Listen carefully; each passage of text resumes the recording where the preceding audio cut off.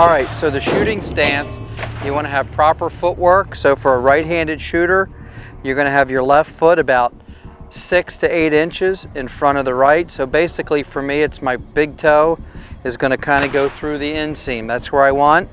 I want a little bit of flex in the knees, okay, a little bit, and the weight on the balls of my feet.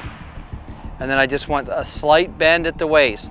I don't need to see any big crouch, and you don't want to be leaned back to have the recoil drive you. So just a slight bend at the waist, okay? All right, you won't see a real aggressive, combat stance, what I call it, what we used to see back in the late 80s, early 90s. It's pretty much an isosceles. And what you want to make sure of is your head position.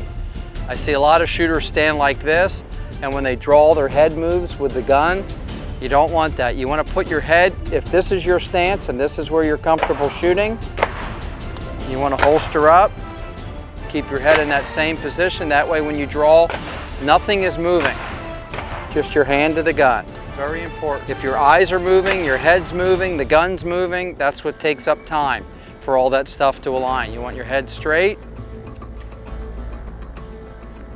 So that's what we're looking for. Proper grip. So I want to be as high on the grip safety as I possibly can. All right, we've got an unloaded gun. As high as I can, I'm going to ride the thumb safety. And you can see I've created this pocket here. It's perfect for my support hand. It's going to come right in. My thumbs are going to line up. It's going to stay on top of the safety. That way I have a little bit of indexing with my thumbs to be pointing them at the target. And my grip is going to be about 50-50, equal hand, maybe 60% in this hand at most. And I'm not putting a death grip on the gun. I'm going to hold it about as tight as I would hold a hammer. Tight enough that it doesn't fly out of my hand, but I'm not choking it to death. All I'm trying to do is get consistent recoil with the muzzle rise being the same every time. I don't want it jumping around.